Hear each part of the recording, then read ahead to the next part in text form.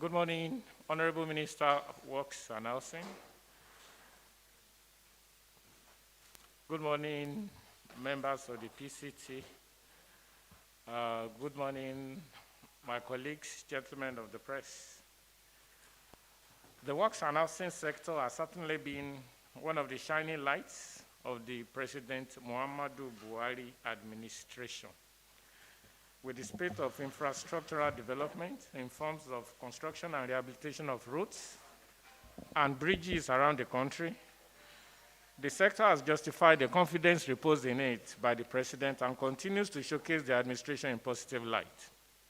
This morning, at its 33rd edition, and still talking about presidential initiatives, the positive change agent, the Honorable Minister of Works and Housing, Babatunde Raji Fashola, Senior Advocate of Nigeria, is here with us at the special weekly briefing coordinated by the Presidential Communications team. He will brief stakeholders on the current status of the Presidential Infrastructure Development Fund, PIDF, and other major projects being undertaken by the Ministry of Works and Housing. He will also provide further updates on key collaborations between the federal government and the state governments in the implementation of some of the major reforms being executed by the ministry in conjunction with the PIDF. The Honorable Minister is expected to speak for about 30 minutes, and thereafter take questions arising from the briefing from stakeholders in this room, as well as others following us online. The Honorable Minister is here also with members of the NSIA. Much later, the Chairman PCT will introduce them. On this note, I would like to invite the Honorable Minister to please speak with us and thereafter take our questions. Honorable Minister, please. You need to come in.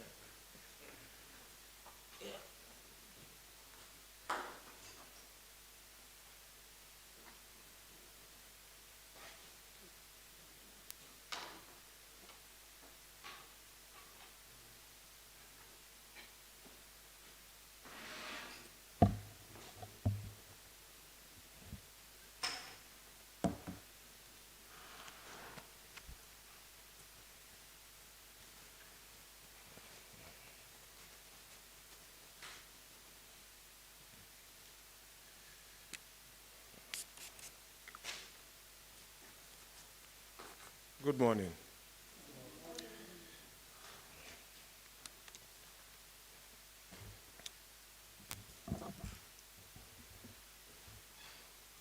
So, I'd like to start by first acknowledging some of the members of our team here who work behind the scenes. Our directors, representatives of the NSIA,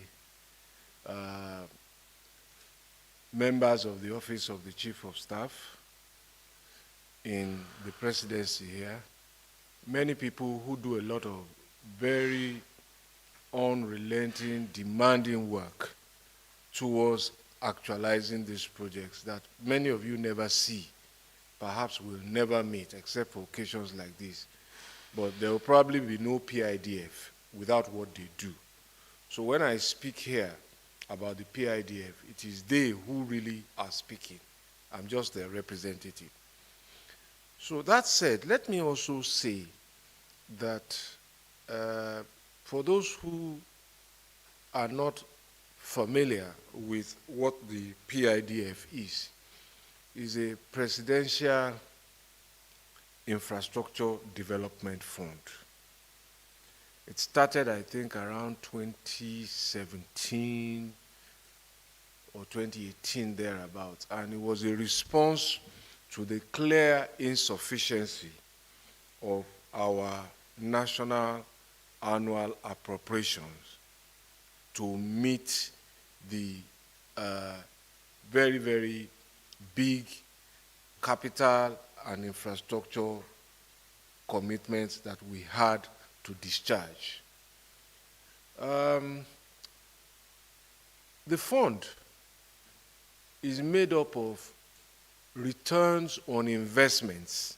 So some of our dividend income from the NLNG is in that fund. The other big component of the fund is monies that had been, to use street language, stolen from Nigeria, from previous administrations, taken out in hundreds of millions of dollars. And President Buhari has been advocating for the returns of these funds. Some of them have come in, some with very, not very palatable conditions, but nevertheless, some of the monies have come in. And so, what is different from this administration and some administrations in the past, therefore, is that while some administrations were taking our money out and going to stash them away by individuals, not the administration as a whole, some people were behaving badly. This president sees the need to bring back those monies and invest them in some of the things that I will show you, and use them to improve the lot of Nigerians, because that money really belongs to us. Now, the fund is managed by the Nigerian Sovereign Investment Authority, NSI, so that's why they are here. So they manage the funds, they pay the contractors. So again, as far as these funds are concerned, the money doesn't come to our ministry, we don't touch the money, we don't see the money. What we do is we execute our contractual obligations with our contractors. We certify stage payment. This has been done. This is the estimate, is measured, is calculated based on the BEME. We certify that it is due for payment, and we send it to NSIA. NSIA now pays the contractor. They have their own consultants too, who also go, so they don't just take our word for it. So that is the governance around this. So I'm going to start, well, I think that deals with essentially this slide, the background to the fund. What you see here are the projects under the PIDF. It's not, they're just a few projects. So there are those projects that have given us some headaches, if you like that word, as a country for some time. The Lagos-Ibadan Expressway. That road has been in the making since maybe year 2000, and no construction worthy of the name has taken place there until this fund kicked in, really. The other project is the second Niger Bridge. Again, we've heard about it. Second Niger Bridge is coming. As I tell people, you hear about the second Niger Bridge just when elections are coming. And after that, nothing happens again. So that project is here now. And then, of course, the Abuja-Kaduna-Zaria Road. The dualization of that road took place around 1986. I think it was about 175 kilometers of it then under the Babangida administration. It was completed in 1991. And since then, 91 to 9 is about 30-something years or thereabout. So that road has reached the end of its design life. So it has to be rebuilt. So that's why you will see potholes, you will see failures. Roads don't last forever.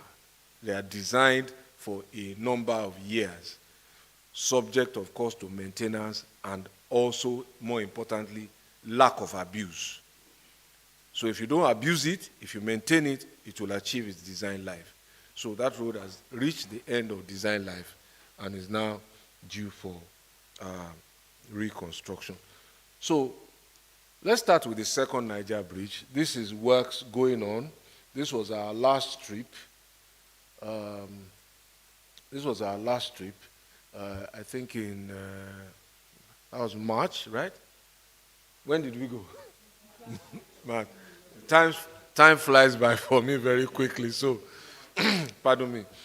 Now, those who have followed this project will know that our ministry, either myself, the directors, visit regularly to monitor. But again, for the benefit of this meeting, we have a monthly meeting called the PIDF monthly meeting. And at that meeting, it involves myself, the Minister of Finance, because there are financial issues, the MD of NSIA. Meeting is chaired by the Chief of Staff to the President and all our directors. And what happens is to assess progress. And from reports from that meeting are passed on to the President because he's very, very passionate about this project. So he has first-hand knowledge of what is going on this project, even without actually visiting. So last year we visited, the Chief of Staff said, well, we see these things on slides, the contractors present to us every month. I want to go and see what is going on. So last year or so, we went to all the trips, all the 3 projects, but the Chief of Staff was only able to accompany us then on the Kaduna Zaria, where we had a town hall meeting. Some of you might remember. His work schedule here made it impossible for him to complete the 3. So this time he said, let us go and see the bridge. So that's what. And what you see here really is the last lap of work going on. So let me move a little more quickly. The first slide to the left is the link road. And those structures you see in the middle are the toll plaza, 16 in all, where this is. So what is left now, and the buildings that will service it, what is left is just the canopy and all of that. The one to the right is the access route to the bridge. And the one to the bottom left and right left are aerial shots of the bridge. So those 2 places where you see like red items, they are structures for launching the beam. So those are the 2 places left to complete the bridge work. And they are just a few meters, maybe the distance between here and here. So I think one part of it would have been completed by the 15th of March. That was the deadline. So after we left. And the final part is targeted for April the 2nd. And so the bridge component will be absolutely finished and so forth, which we hope will. So this is just to give you a sense of what we're dealing with. In the middle there is that bridge. The sky blue area, let me see, I think there's a pointer here somewhere. Yeah, yes, this is the River Niger and all of its tributaries. So this part is the bridge.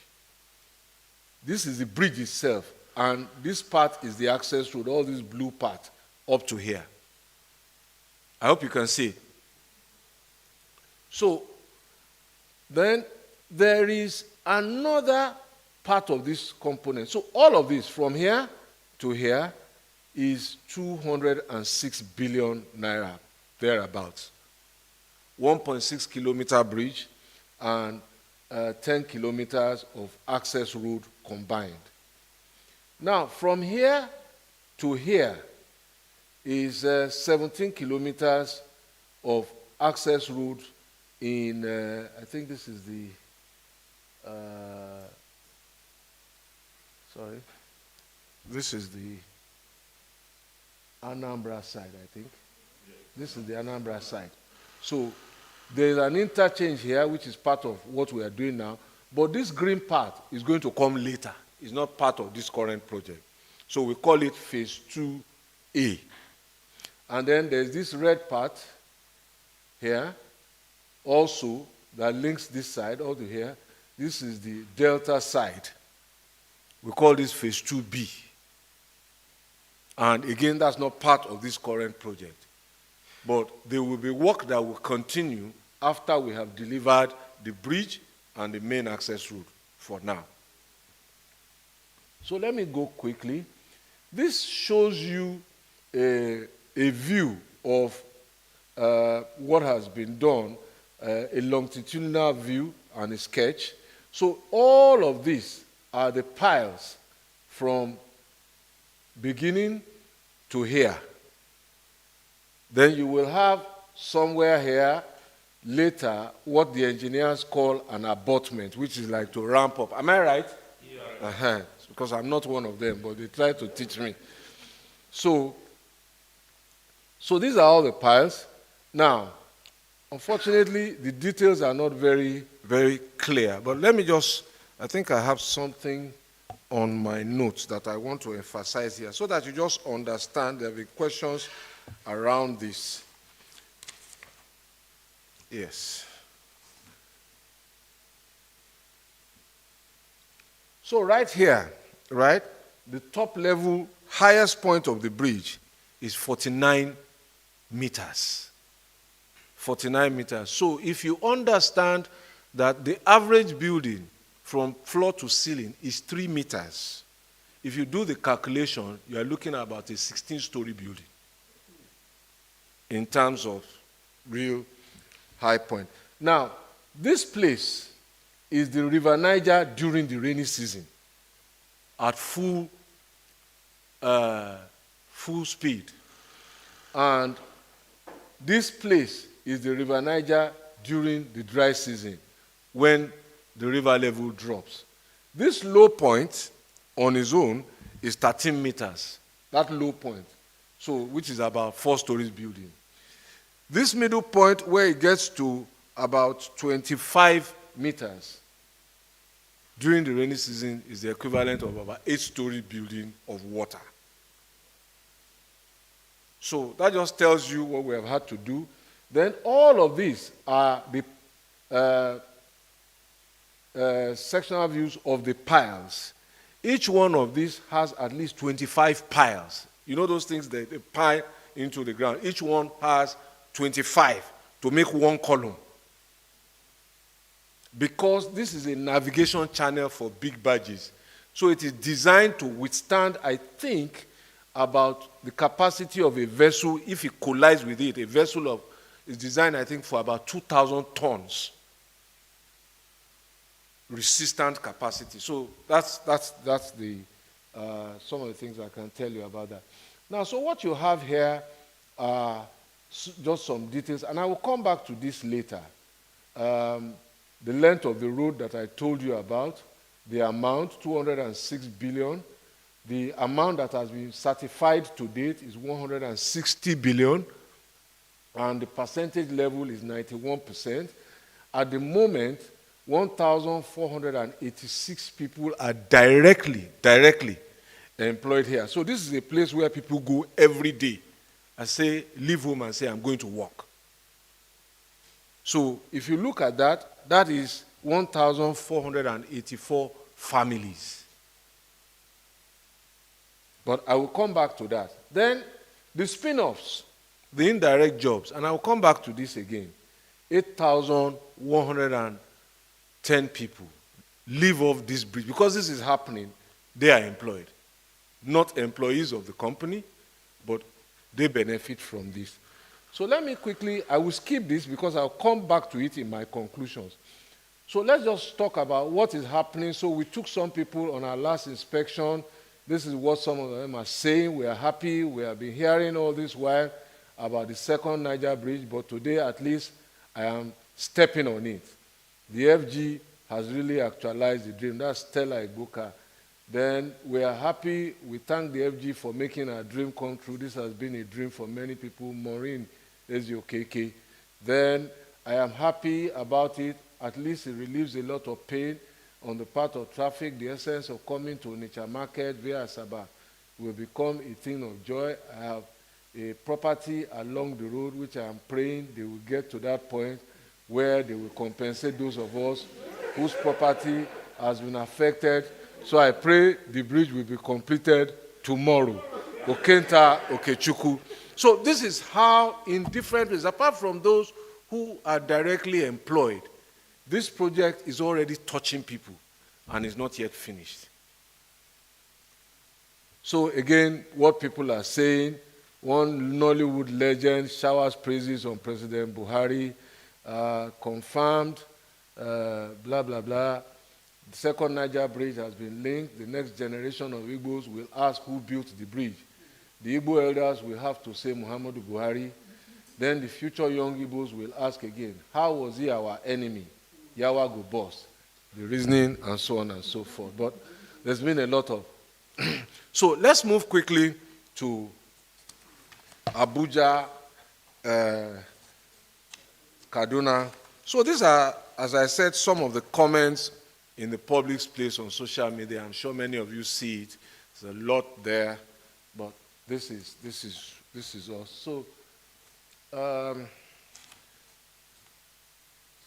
yes, Abuja, yeah, sorry. Abuja, Kaduna, Zaria, I've provided some background just to let you into it. This is a 375-kilometer project. It's actually the biggest project in Nigeria. The cost is in the order of 700 billion. That length of 375 kilometers has 41 bridge components inside, 41. And this project started, I think, in 2018. So it was the last to start. But just to dimension the scope of work. So in the others, we are talking about 11, 10-kilometer road and a 1.6 kilometer. This is 375 kilometers over, I think, 4 territories: FCT, Niger State, Kaduna State, and Kano State. So that's how big it is.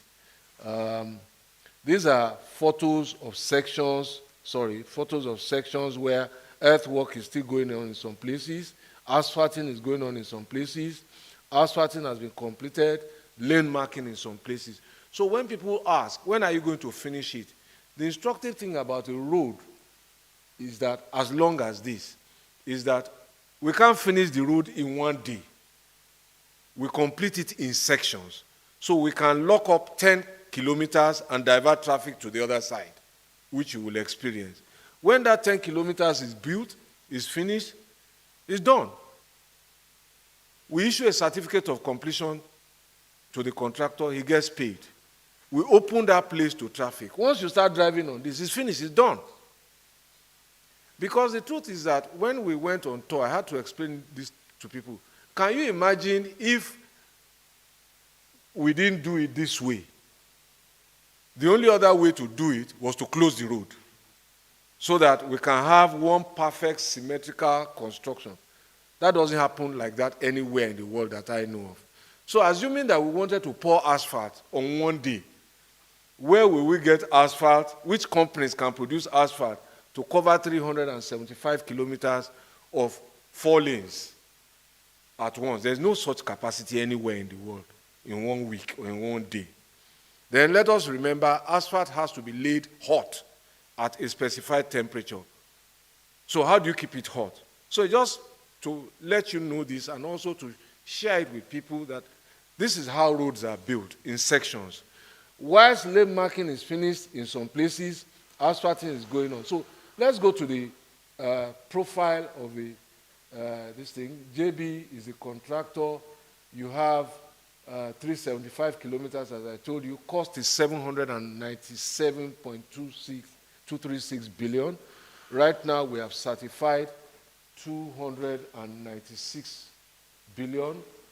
Gross percentage completion is about 22.41%, and I will address that later, because the drag is on the Abuja to Kaduna section. There's a lot of work because there are 3 sections, but this is the gross report. So, for example, if you have somebody performing at 90% in one place, 80% in one place, and a lower percentage in another place, if you do it up, it will bring down that 90%. But you will see that Abuja, Kaduna, Zaria, Kano, Zaria are making progress. We are now trying to ramp up on Abuja-Kaduna, which is the most difficult part, and it is the longest part. That is where you have a lot of trucks, trailers. On the way, we have to relocate them. That is the most densely occupied part, so we have to remove, what are they called now? Cable utility lines. We have to relocate communities that have settled there. Then the Abuja-Kaduna-Kano gas pipeline of NNPC also crosses the road somewhere in that section. So we have to wait for them to do their crossing instead of building the road and then cutting it again. So these are some of the logistical issues we're managing. But 1,500 people at the last count go to that route every day to earn a living. And this is important to note. In spite of the security challenges, people still go to work. This is the livelihood source. They must go. So what am I saying? We don't want any security challenges anywhere. But the point I'm trying to make is that sometimes the way the security issues are reported overlooks the fact that people still have to go to work, and they actually do go. We would love a situation where there are no security challenges. Of course, indirect jobs are about 3,100. I will come to this part again in my summing up because it's important to tell the story as I want to tell it. Of course, these are some of the comments, the thickness and the wideness of the Abuja-Kaduna. This is the quality of work that is being done, the thickness of the asphalt, the sub-base, and the cement mix on the pavement. And somebody just telling people he's already having a smooth ride on the completed. So you will have those experiences. There's a place where somebody called me and said he was doing 160. I said maximum speed is 100. He said, no, the road is too smooth. I said, go back to 100, please.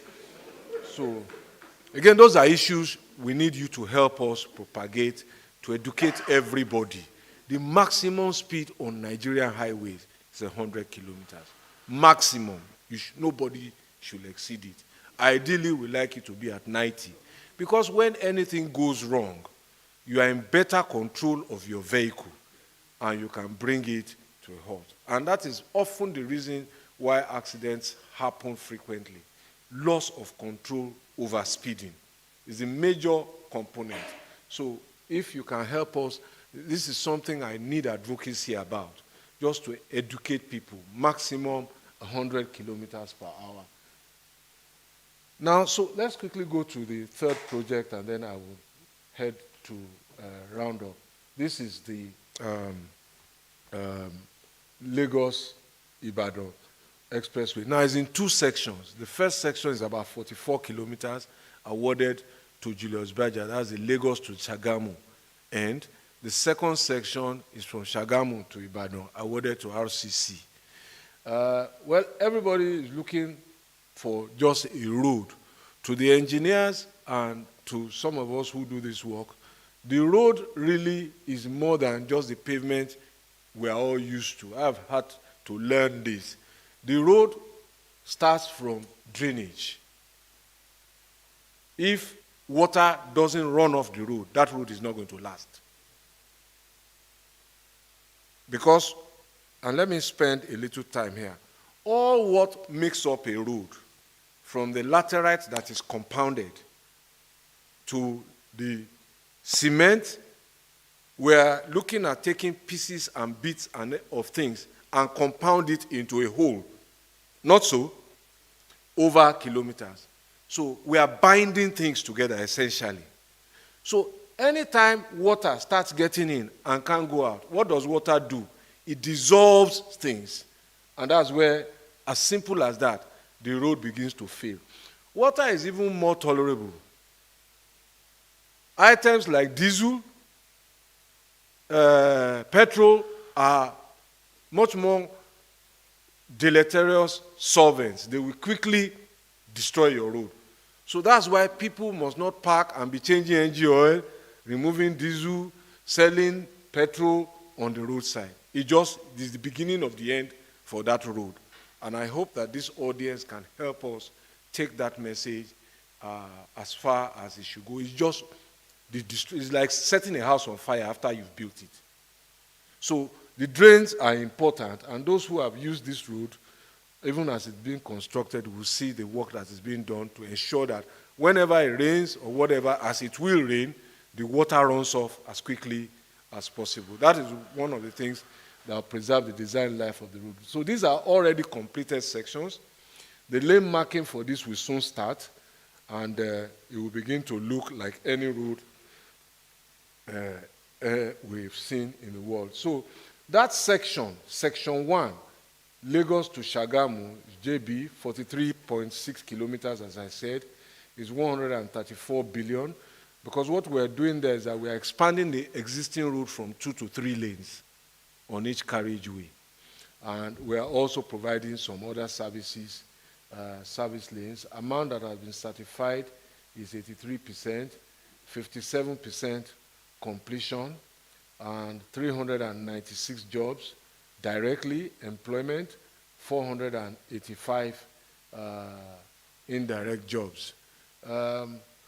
Just like the Abuja-Kaduna Highway, the Lagos-Ibadan Expressway also has at least 40,000 vehicles using it every day. So this is what we have to manage while we are constructing. So for people who have been concerned, oh, this thing is taking long, we wish we could shut it down, but we can't. So we have to manage traffic every day for people to get on with their lives. So let me quickly go. I'll come back to this. That's another slide I've missed. I'll come back to it. So this is section 2 from Shagamu to Ibadan by RCC. So you will see there the stone base is being applied. So after the lateral compartment, we use crushed stones, and it is compacted, as you see on the roller on the side, to a significant thickness, and then the asphalt comes on top of it. Now, instructively, let me point out that this road is being reconstructed. So what is really happening is that we are excavating the entire road, removing bad soil, and rebuilding back to at least we're excavating to over 1 meter deep on each inch of the 127 kilometers on both sides. So, and it's important to emphasize that. So it's not as if we are just scraping the surface. We're excavating and trucking away all those materials that have been dissolved over the years by diesel. We can't use them again. So we're getting fresh soil. And the same thing is being done using a different technology on the Abuja-Kano. What is happening in Abuja-Kano is that the new technology has come to Nigeria by Julius Berger. They take the old material, go and reprocess it, recycling, use chemicals and additives, and then bring it back. But that technology is not available here.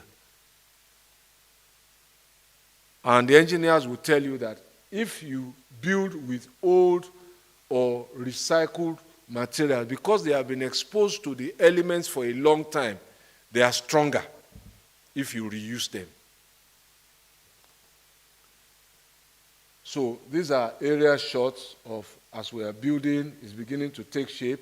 So the central carriageway there, this is concrete work done inch by inch, meter by meter, until it crosses the entire 127 kilometers. This is manual and mechanized labor to build that concrete barrier over 127 kilometers. So this contractor has 84 kilometers, 176 billion contract sum, certified 123.8 billion, percentage completion 69%, 734 workers, 1,733 indirect jobs. Now to the comments again. I will come back to that slide. Now to the comments again. So for the first time in over 10 years, Lagos-Ibadan Expressway was completely free on Sunday when commuters are trooping to Lagos to prepare for the weekend. Completely free on March 20th. That road makes it to my Thanksgiving list every weekend. So this is somebody's Thanksgiving item. So much quality, the drainage and the cabin are totally wonderful and visionary. One eternal problem solved, 100%. Drivers, dear drivers, Lagos-Ibadan is not a race course. It is asphalt 8. There is no need for speed. Please calm down. Don't rush to heaven or hell. So, and I think we need to keep that message, as I said, going. Now, let me go back to the 4 slides that I missed. And I think they are slides 10, 16, 21, 25, and this one. I'll come back quickly to them. So let me just find my way back slowly. And, you know, I don't know how many of you are aware or familiar with the Marshall Plan in Europe at the end of the Second World War. If you are, you will see that from after the Marshall Plan, every country has realized the intrinsic value of infrastructure as an economic driver. If you want to grow your economy, build the infrastructure, whether it's telecom, whether it's shipping, whether it's aviation, whether it's transport. The more infrastructure you have, the more efficient you will be, the more competent and productive you will be. And what happens during infrastructure delivery is that money trickles through the entire value chain. People make money, even if they don't come out to say, I am making money. So let's go through some of it. On the second Niger bridge, to construct that bridge, we're looking at 2,806 tons of cement. 2,806 tons of cement. Let me do the math for you. If 1 ton is 1,000 kg, divide by 50 kg per bag and multiply by this. You will see how many bags of cement is being consumed. Reinforcement, that is steel, 2,613 tons. Coarse aggregate, 14. So, coarse aggregate comes from quarries. Blasting, crushing, processing, 14,206 tons. Fine aggregate, 3,757 tons. Crushed stones, 8,684 tons. Bitumen, 761 tons. And diesel, 784,000 liters. But this is small. So let's go to the next slide, and I will just sum them up, just for you to bear in mind that those figures. So this is Abuja-Kano. Same thing, 131,000 tons of cement, 14,000 tons of reinforcement, coarse aggregate 217,000 tons. But look at the diesel component here, 13.8 million liters of diesel. And so on and so forth. So let me go forward again to the next one so that you just get a sense. This is Lagos-Ibadan. This is 34 million liters of diesel. Bitumen, 28,000 tons, crushed stones, reinforcement, and all of that. And again, Section 2, 45 million liters of diesel, bitumen, and so on. So what am I trying to tell you? What picture? First of all, see the aggregate total number of direct jobs. So these are 5,000 families, not just 5,000 of any nomenclature, people who are directly impacted that we can count. These ones are the ones who are the indirect employees. So who are they? Some of them are those people who supply the bitumen, the aggregate, the crushed stones. Julius Berger and construction companies don't keep those materials. What they have are their equipment and maybe their batching plant. Some of them own 1 or 2 quarries, but the truth is that when they need those numbers, is the subcontractors and suppliers. Femi Adesina and Sons, BRF and Co. All of you and Co. Enterprises Limited. Those are the small businesses that drive every economy in the world. Small law firms, accounting firms, engineering consultancies, those are the people embedded here. That is the supply chain where the money comes from NSIA and hits the road. We haven't started talking about the laborers who earn a daily living every day. And if you sample across Nigeria, daily labor alone ranges between 2,500 a day to, in some places, to 3,500 a day. So this is how the policy of the president reaches the street. Even though he can't meet those people directly, they're feeling the impact of what he's doing. So I just thought that is important. So for people who say, oh, Buhari is building infrastructure, is it only infrastructure? This is a major linchpin of the economic agenda of this country. Because first of all, right now, people are getting stuff to do. So if you go and analyze the GDP results sectorally, you will see that mining is thriving. Mining is under, quarrying is under mining. You will see that the construction sector is booming. This is part of the reason why. You will see petroleum products also booming. This is part of the reason why. And then we haven't talked about the food vendors. At each construction site, people must eat, and they eat twice a day because I interact with them when I go there. A plate of food before all this cost of living started rising significantly was about 2,500 a day, and they eat 250, sorry, and they eat twice a day. So some of the people I speak to there who supply food go home with, after cost, 5,000 naira a day as a food vendor. So this is a major economic driver, and I thought that I should speak to this part last, because we focus more on the road, but you will see the millions, hundreds of thousands of tons that affect the cement industry. So if you go to the cement industry, they are working at full steam. So people you and I know are employed there. If this isn't happening, they don't have that work. Now, each of these contracts has a bank guarantee for the money they get. So the banks are making, they don't give guarantees for free. So it's hitting the banks as well. Now, each of these contracts also has a 7% value-added tax component. So look at 700 billion and apply 7.5% on Abuja-Kano. Look at 206 billion and apply 7.5%.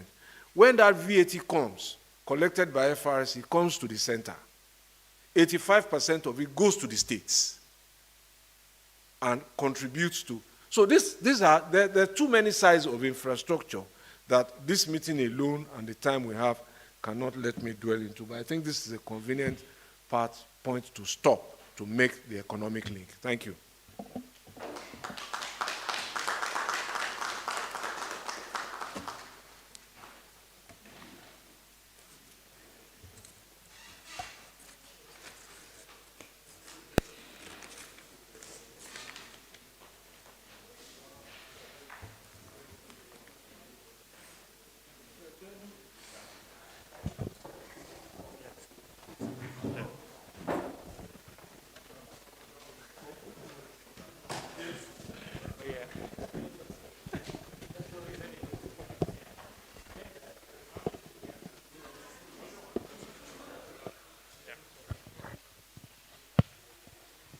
Thank you very much, Honorable Minister. I'm sure some of us were actually looking to, or we thought we were just going to hear about the bridge and the roads. But one other aspect of it that I believe that has enlightened us now is the economic aspect of this project.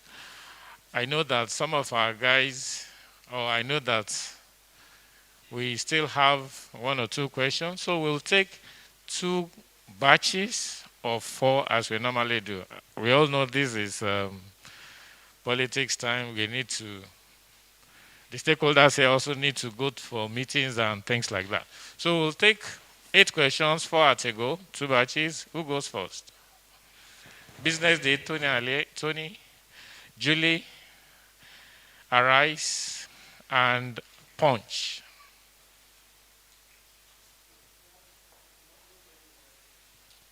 No double barrel, please. All right. Thank you very much, sir. My name is Tony Ilement, sir. I write for Business Day. I'm interested in the economic side of these projects. You have just listed the cost of consumables, including diesel and fuel. And looking at the fact that we have fixed cost when it comes to the contract that has been awarded. But in a situation where you have the cost of consumables like diesels and petrol, responding to inflation, supply, and all that, sir, it necessarily means that at the end of the day, it will impact on the project itself. How do you hope to take care of the variations that are likely to come to your table at the end of the day, sir?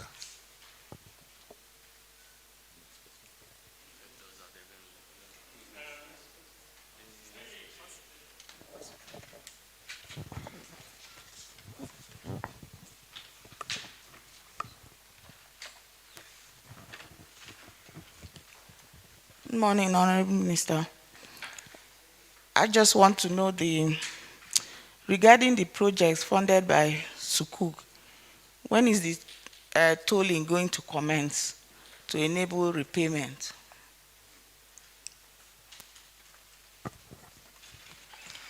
Well, good morning, Honorable Minister. I think my question is related to the first one. I just wanted to know, given the energy crisis we are currently facing, how much of an impact is it having on these? Name and medium. My name is Adesua, sorry. I work with Raji Medium. News. So how much of an impact is the energy crisis having on this project? President Buhari had promised that some of these particular legacy projects will be delivered before the end of his administration. Are we still on course? Even though you have given the completion percentages for some of them, there's a particular one for 91%. I want you to give us a timeline. Is this still feasible for the administration? Thank you.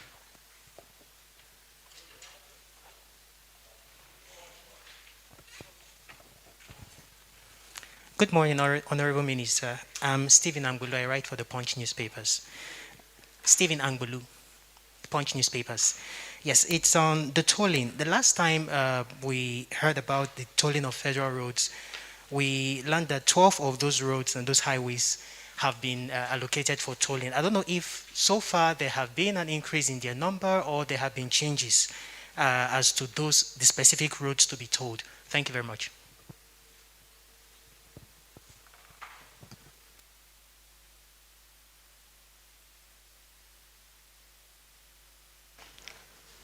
Okay, so let me start in the order the questions came. First, the question from Business Day. Yes, those contracts have fixed costs, and this is a very important question that you raise about project risks, and this is one of them. But also realize that there is always provision in every contract for variation of prices. Every contract has them as well, because we always anticipate that things may not necessarily remain the same. Then there is usually also a provision for contingency in every BEME. So these are meant to anticipate risk relating to prices or relating to project scope that may change. So far, so good. We are already getting requests for variation, for augmentation, but so far so good. Nobody has issued any ultimatum to us. We are also working. We see the risk, and we have to do something. Internally in the ministry, a team is already working with a proposal to see how we can give the construction industry the comfort that it needs, because at the end of the day, really, they are part of the economy we want to build. Yesterday, after FEC, I also had a side meeting with the Minister for Finance and Budget, and this was also on her mind, and she was seeing it in another perspective of the budget. She will tell you later. So there's already, our antenna is collectively up to the risk, and we will find a solution just like we need to do. Also, everybody must do something. In that process, I also see the contractors doing something. Maybe the profit margin they expected is not as high as when they started. So everybody, but we need to build our nation. But just in terms of comfort, we have our eyes on that ball, and we're working on it. There are two questions related to tolling, the one by the Sun and the Punch. So, the Sukuk roads, there is no contract to toll Sukuk roads. It's not a condition for the funding, but it is an option that is left to government.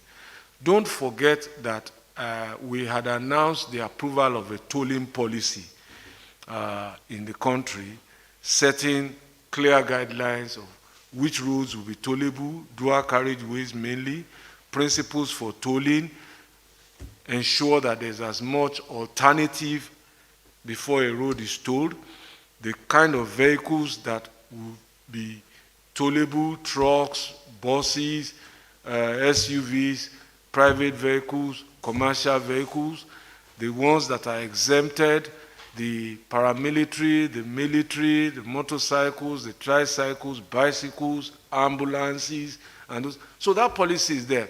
Now, never forget that between policy and results, there's always a distance to travel. If you announce a policy today, you won't see the impact today. You might have to do things in between to get to. So, in that sense, the 12 roads you are talking about is an HDMI, Highway Development Management Initiative, that we launched, offering 12 major highways for concessioning. As I speak to you now, we have passed the pre-qualification stage. We have passed the request for proposal stage. Proposals have come in. Out of 75 companies that showed interest, I think 18 were shortlisted. Bids have come in now. The project development team is working on analyzing and evaluating the bids. I don't interfere with their work. I sit as chair of a steering committee that comprises myself, Bureau for Public Enterprises, ICRC, and the permanent secretary. So they will report to us when they finish their work to tell us which of the companies that bidded is the successful or preferred bidder and which is the reserve bidder. After that, we will now go into negotiations with the preferred bidder to see if we can reach terms of agreement and sign a concession agreement. So this has taken almost 2.5 years now, and we haven't finished. The lesson in this is that this is how long it can take to get a PPP deal done. And if you don't walk this road, oftentimes your PPP will fail. And that's why we saw that the PPP to construct Lagos-Ibadan didn't get off. The PPP to construct Second Niger Bridge didn't get off, because it didn't follow this type of process where people are involved, things are done openly, it's competitive, you know what is going on. So hopefully we will succeed with some, we may not succeed with some, but I keep my fingers crossed. But that's just a brief of this thing. Arise, are we impacted by the energy crisis? Well, we've talked about it. The energy crisis is impactful in terms of cost of petroleum products and byproducts. It's also translating down the value chain into transportation costs of materials. And you will see it on the food chain also. In terms of nutrition at construction site, prices will go up. As I said, It used to be averagely 250 per plate in many parts of the country where I ask workers what's going on, but I'm sure things are moving a little, and you are probably already feeling it at home too on your table, so it's the same economy. But these are extremely globally and locally challenging times, but for me, challenges are the reason why governments exist. If there was a life without problems, then there would be no need for government. So Femi and I and all these people sit here because there's a problem. And we should not be defined by the problems. We should be defined by how we react to the problems, and we're confronting them headlong. It's a crisis. My attitude is avoid a crisis, but if you can't help one, don't waste one. So we will come out of it better. Mr. President is also being briefed regularly. So difficult times, but also opportune times. The number of hands I see. Oh, timelines. Okay, he was asking about timelines. So the Lagos-Ibadan should be delivered this year, will be delivered this year, subject, of course, to how we navigate these pricing issues. But second Niger Bridge also this year. The main carriageway on Abuja-Kano next year, Q1 into middle of Q2 before Mr. President leaves. There's ancillary work that cannot be finished next year, the service lanes, the truck parks, the toll plazas, but that will continue because the funding is largely properly structured, and NSI is trying to mobilize some private capital now into the project. So as I said, we have challenges.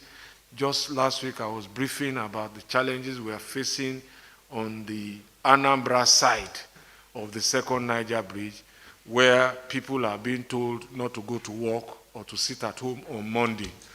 So every day that we don't work there is time lost. So if you look at a 52-week year that does not start on a Monday, you will have probably 52 Mondays. So we will lose 52 days work. And that's a lot of work to lose on a construction site. On the second Niger Bridge, we are going to shut down power supply from one of the, I'm trying to remember the name of that power plant now, for maintenance, but that will provide us the opportunity to quickly replace all the transmission lines, because we have built and raised the level which is now dangerously close to the transmission line, so we have to reinstall them. So power outage will happen, I think, for about a week to 10 days. We're working with our partners in the Ministry of Power and also the GENCOs to have this. Okay, these are challenges. On Abuja-Kano, we have to relocate transmission lines, utilities, we have to move people who have set up markets by the road and all sorts of things. So these are all the challenges. Then there are compensation issues. So we're working with governors who control land in their state to help us overcome these local issues. Honorable Minister and Mr. Chairman, please, I crave your indulgence to stretch the numbers on this second batch from 4 to 6. Okay. Yeah. I'm on only 6 people. Choji, Bolaji Nation, Raliat, Channels. Who is this lady?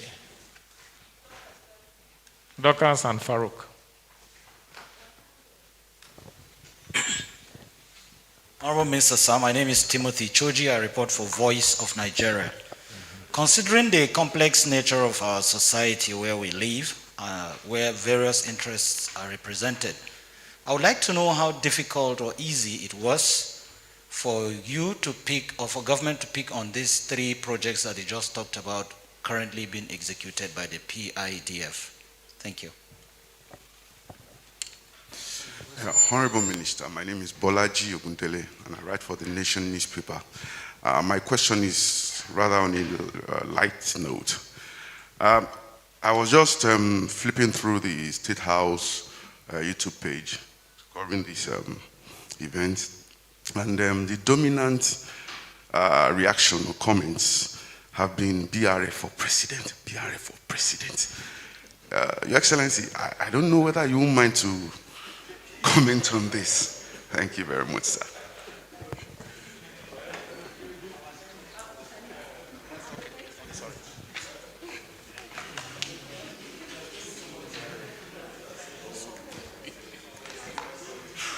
Good morning. My name is Raliata Deneko from Classic FM and The Beat. Honorable Minister, from Classic FM and Beat FM. Okay. One of the things you actually emphasized during your speech was maintenance and risk to hazards by bridge users or road users. Considering the fire incident that happened in Lagos yesterday, and similar incident actually occurred a few months ago, Abuja-Kaduna-Kano and in Kano State, and leading to the, the deadline given by Director of Works in Lagos that all occupants under the bridge should evacuate within 7 days. Is this actually going to spread across the country? Then secondly, what is happening to the maintenance of the Carter Bridge? Thank you.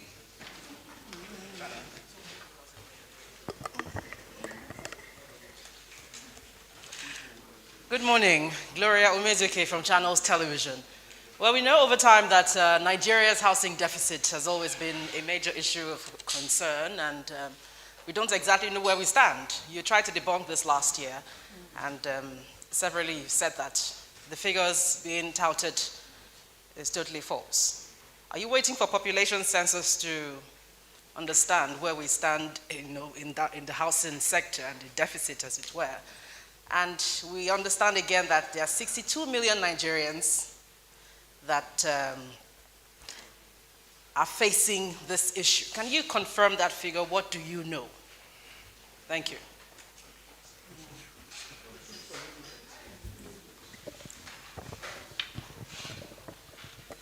Good morning, sir. My name is Doc Haspel. I report for Viewer Television. GY. Viewer. The Viewer Television. Oh, okay. Yes. While you were presenting, sir, you did mention maintenance of road, how important it is. Now, my question is, it's good that we're making roads, but it looks like attention has shifted more to creating new roads than maintaining the old ones that we have. What is happening to FEMA, and where are we now? Because obviously the activities have declined. Thank you.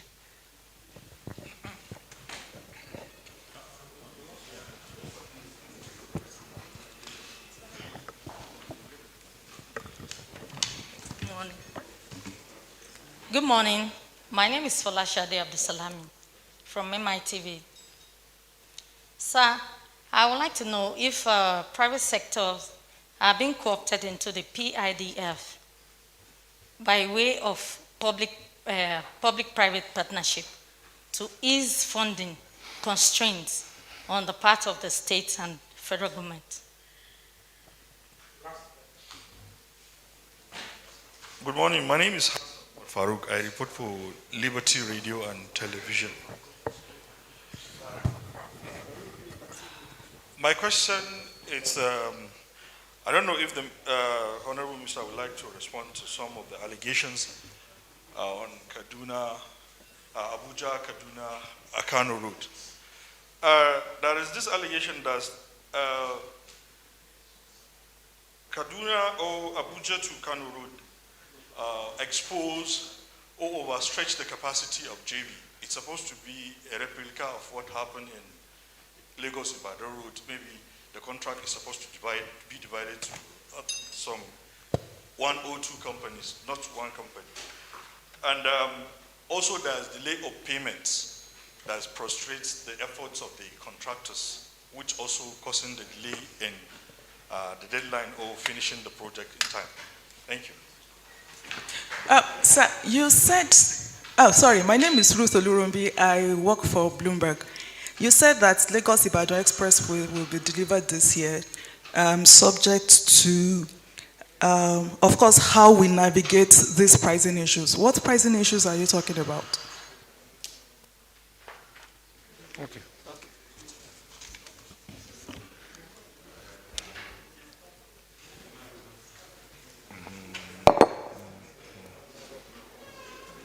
Okay, so I'm going to take this in perhaps reverse order. So let me start with Lagos-Ibadan that I said it will be delivered this year. You know that I've shown you pictures, slides, comments about it. I've explained to you that roads are built in sections. So the road is essentially largely completed. So what remains is nowhere near the capacity of what has been done. And I explained to you also that we see from the questions from your colleague, we are seeing price movements based on what is happening across the globe in terms of crises, economic shortages of the petroleum products, diesel. So it's creating a scarcity. Economics is behaving the way economics should behave. That when a commodity is in short supply and demand for it goes up, the price will follow, and vice versa. This was I don't know if you did economics in secondary school, when this goes up, that happens. So this is what is happening. So, but we have some mechanisms in our contract to respond to this as a matter of routine practice. I've spoken about VOP, variation of prices, and I've spoken about contingency. Every contract has it. The question is whether the provisions that we have made go far enough to anticipate the price movements that have happened. So, but that said, work continues and we expect to deliver. And that's the question from Bloomberg. The one from Farouk Liberty Radio, you see, there have been all sorts of theories, analysis, and that's why I've been as detailed as I've tried to be today, to provide scope, size, and the real challenges on the road. That's why we went, I think in February, we drove from Kano to Abuja, the entire 375 kilometers, with a team of journalists to actually show them what happens on the road when it's being constructed. And in the hope that with their own first-hand experience, they will be able to resolve and respond to some of the unfounded theories based on the fact that they can say, I was there, I saw it. So we stopped in no less than 12 or 13 places.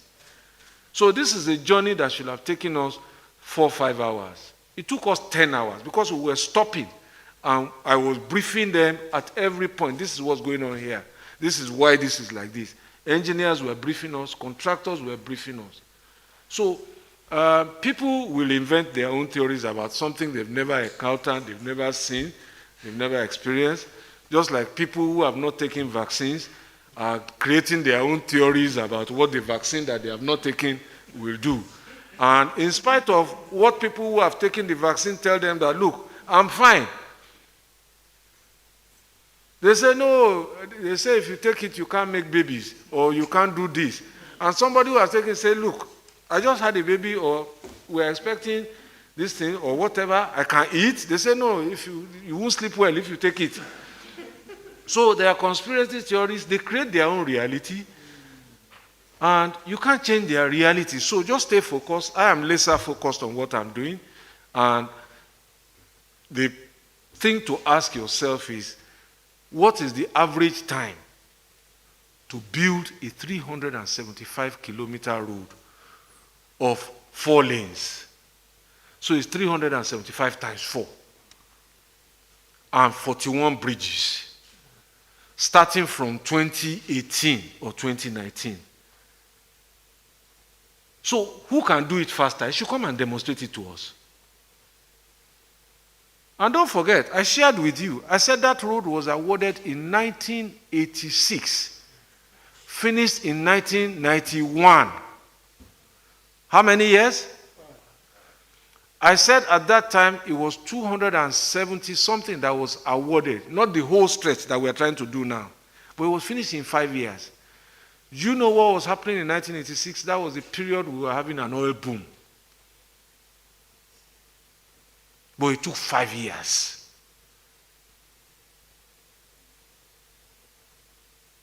So at the period when you are not having an oil boom, you want to do it faster? This is real. And we now have a bigger scope, the entire length. So you make your deductions, because that's why we are here. To share facts and knowledge, and then to confront those people to say, look, bring your own reality. Private sector involvement in the funding, okay, and that's the question from MITV. I'm going to combine it with two questions I've received on the side about whether the second Niger bridge is a PPP project and being funded by the private sector, because some people have created that narrative. That's their own belief, because nothing good in their own view can come from a Buhari administration. They are entitled to their views. So I said to them that, look, you can disbelieve whatever I say. You can't disbelieve what you are seeing here. It exists, and you can't do anything about it. So whether the second Niger bridge is a PPP finance project by the private sector, not yet. Right now, there is no private sector money in what you have seen, that bridge, not yet. NSIA manages the funds. And the money I told you President Buhari has recovered that was stolen from Nigeria. So it's government money so far. NSIA is talking to some investors who want to bring money. They have not brought it. So does that answer the question? Invariably, they will, or we expect that they will, and invariably we intend to then concession the assets for better management and all of that. But that's further down the line. Then, can we respond to the story that Niger Bridge was fully funded by the previous administration? Certainly not. It wasn't fully funded by the previous administration. The answer to this lies in anybody just going to go to the 2015 budget, go to the 2016 budget, go to the 2017 budget. These are matters of public record. You will also see my statements where I was complaining that the only funding in those budgets were usually 2 billion, 5 billion, and sometimes they will slash it. But part of the work has started. Some piling was being done, but nothing near when the PIDF came in. It was when the PIDF came in that JB could now mobilize all of his resources, bring in dredgers, other piles. So at that time, they will pile one and go. If you go back in your records, you will see that my first visit to this site, they had stopped work. Some of you covered me then in 2016. They received me in their yard and no work was going on because there was no money.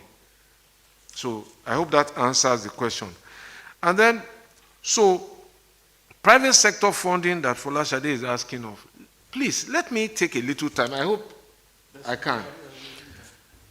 All over the world, there's private sector funding in infrastructure, all over the world. I have a study that I've completed that I'm willing to share across Asia, Europe, North America, Canada, India. The maximum I have seen is 40% across board of private sector funding in public infrastructure. Averagely, 80, 90% in most cases is government. This is documented. And the reason for this is partly that infrastructure is largely social goods. They don't bring money on a commercial and rewarding basis. So private sector's business is to make money, not to deliver social goods. So they are not likely often to go there. If they do, maybe it's one road out of 200. So let's just get that right. Then secondly, let us not forget, I've said it here today, all over the world, micro, small, and medium businesses are the drivers of every economy. That small law firm, that small bakery at the back of the house, that one or two chain hotel business, they don't employ a lot of people. They are not conglomerates, they are not centurions. So, but by their millions, they aggregate to an impactful. That is not different in Nigeria. So I ask people, if you want private sector to invest in infrastructure, we are talking in billions here, are we not? How many companies in Nigeria do turnover of 1 billion naira? Turnover, not profit. So that will dimension the economy we're dealing with for you. So if you turn over 1 billion, how many can we count? Then, as I told one of my interviewers recently, that if we ask the right questions, we won't be laboring the way we are laboring. The truth is that how many of the 1 billion turnover private sector, 1 billion turnover, those who turn over 1 billion, how many of them are AMCON debtors? If we ask ourselves these questions, then the answer becomes clear. Now, who is AMCON? AMCON is government. So let us say these are the 1 billion turnover people in front, and I don't mean any disrespect. And you are now owing your banks. You can't pay. And you are going to endanger all the shareholders' funds sitting at the back. So Mr. Adesina now comes and says, these people, I am AMCON, let me buy your debt out. You, the 1 billion big boys, let me buy your debt so that you don't destroy the economy. After that, Ogechi now goes to Mr. Adesina and says, let's go and meet these people to invest in our roads. That's really what has happened. Those who can do it, or some of them, are owing. So where's the money? So that's my long answer to provoke deduction and conclusions. So that doesn't mean that there are no people who can do it. We are in the market for investments, as I told you, to concession 12 roads. So we expect that, but we're seeing all of them a combination of local and international companies. How many will bite finally, I don't know. So let me quickly now go to the others. Yes, maintenance is key. Maintenance is the longest surviving job, really. Maintenance and operation is the longest surviving job in the construction industry, because the construction work lasts only a period.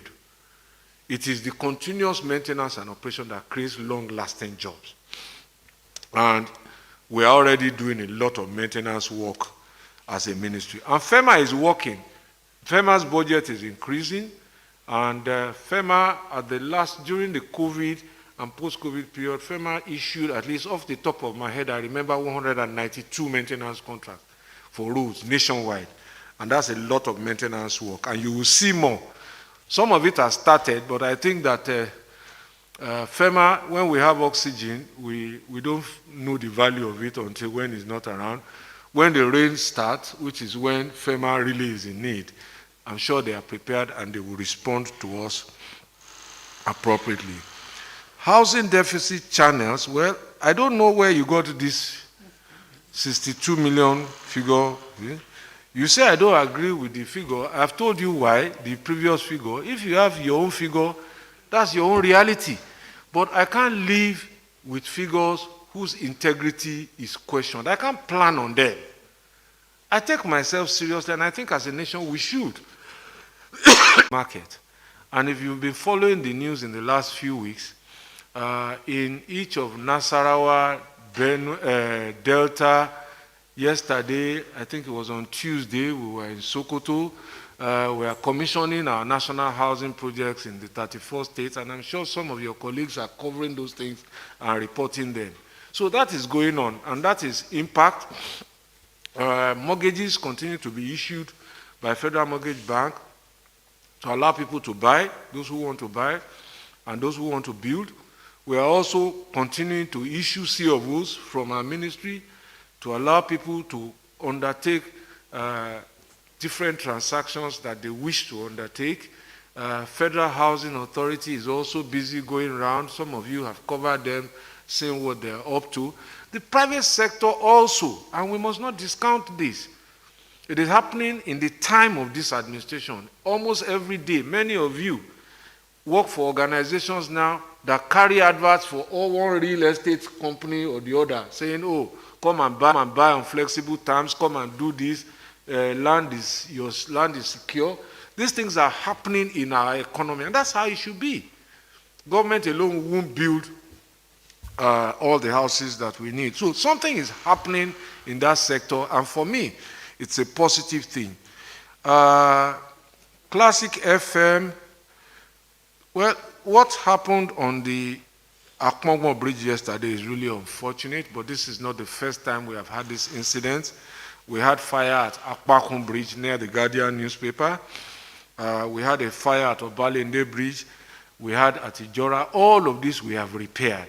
So the question really to ask is, what do we as a people want?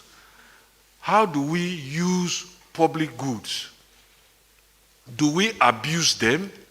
I have talked about roads and what people do on our roads, overload the roads, and all of that. Again, the bridges. We went to Apapa, I think, barely 4 weeks ago, and I addressed this same point. The media footage is there, so it is not something we have not addressed before. But how do we continue to act in a non-compliant way? How do we act in a way that abuses public assets? And people say, oh, it's empowerment, so because people must trade, then they must damage our collective patrimony. Is that it? Is that how it works? So I think it's for all of us to be sufficiently outraged and sufficiently scandalized by this conduct. And there's a lot of things that we can do. One of the things we will do is, yes, we've been planning before, but we were looking at all the governance issues, civil liberty, give notice, what people will say, what the local economy is, how people are struggling to make a livelihood, and of course, the political correctness in this season. But there was work already being planned. This has just forced our hand, really, so that people have to leave all the places. We want to endeavor as much as possible to move people away from our bridges and assets, so that we do things in the proper way. You will see footage of me addressing vehicle dealers, automobile dealers at Berger in Lagos, asking them to move. They've been there for years. So why is our own just somewhat different? Because if you want to buy a car in other parts of the world, you drive to a car market. You don't sell cars by the road. So this is a way of life that we must change, a way of life that complies with global best practice, and a way of life that is rooted in law and order. If that happens, then we will be in a better place. And there's something you and I can do. Even if that person wants to trade there, we know that there are also governments, local government, who collect money from them. So we can resist all of this in different ways. Apart from evicting them, you and I can also decide that we will not shop in an unlawful place. We can use our power of purchase to say, I won't buy something under the bridge. And that's a very powerful choice to make. Because if Mr. A is breaking the law, and then I am buying from Mr. A by breaking the law, I'm also complicit. So, essentially, that is a consequence of our bad behavior, and we must turn it around.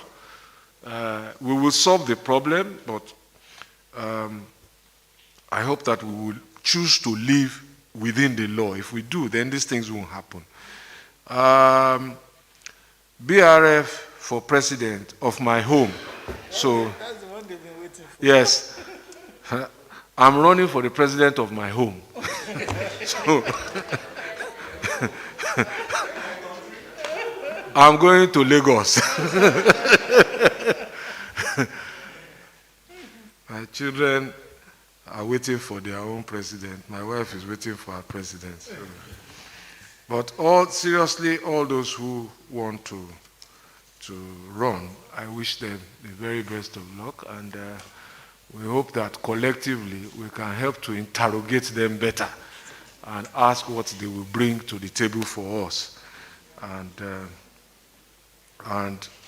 for the man, our president, who is still running his race on the home stretch, my best wishes to him for a very safe and sound landing. And that is why we are all here, really, trying to ensure that as much as possible we deliver on his commitments. So, for those who are looking for a headline, sorry, I disappoint you. So, if you like, go and write what I didn't say. Good luck to you. Thank you. Honorable Minister, shortly, no, before I hand over to the chairman of the PCT, some of our online stakeholders also sent a few questions. Let me just run through just one or two of them, sir. There's Sunday Okojaja said they completed Eleme Junction in River State to Abia State boundary. Is finished. When are you commissioning the 8-lane project? Please put lights and remove those police checkpoints. Then Prince Adegoke says the issue of right-of-way and trucks parked on both sides of the road obstructing flow of traffic. What are you doing about it? Then one of our major stakeholders here, he can't be here, he joined us online, Dr. Leon Usigbe from Tribune. He's asking, with so much tons of cement consumed by infrastructure construction, does he think it's impacting on the price of cement? Then last one, sir.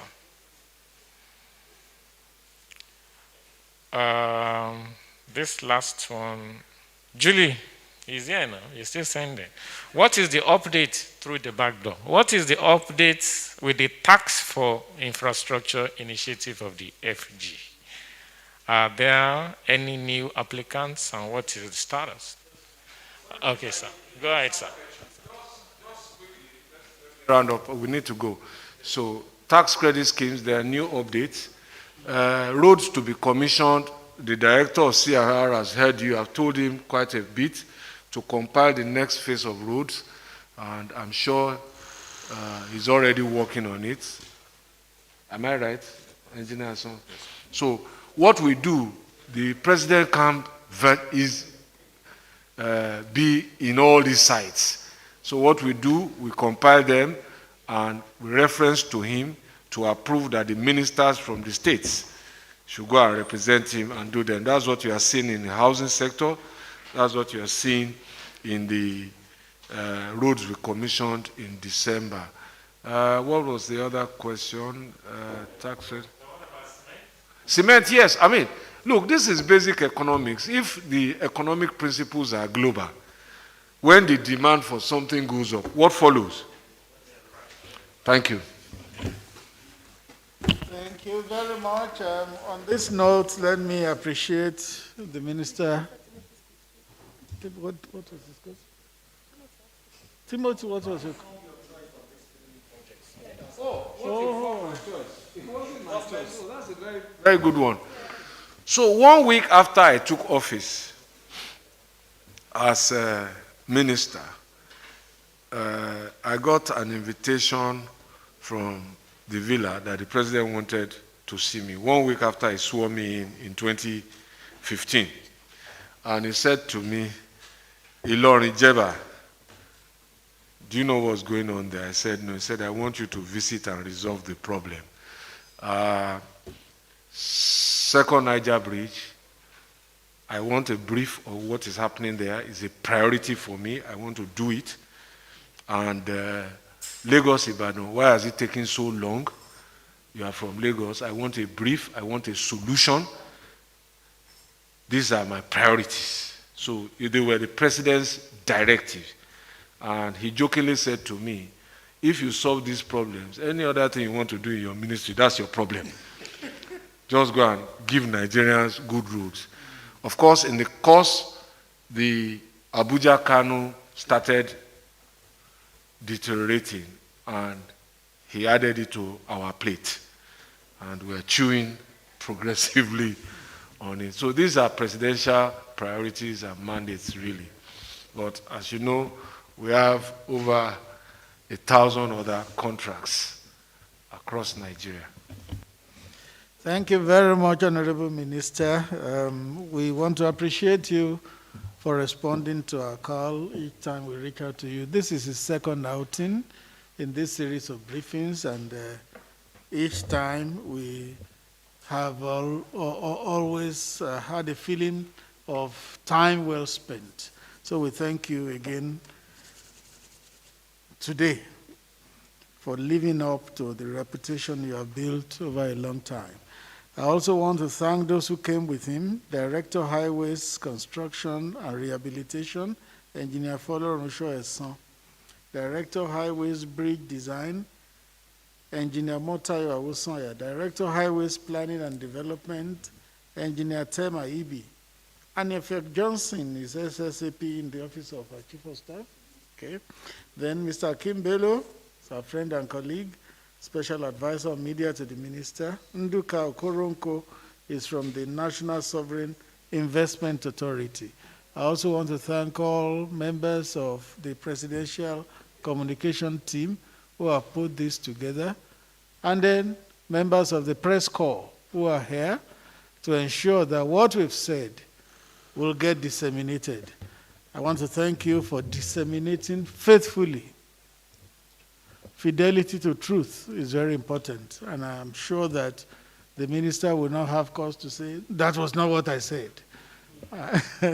We trust that he will be fairly reproduced. Thank you very much, and by the grace of God, Thursday next week will be another date. Thank you for coming.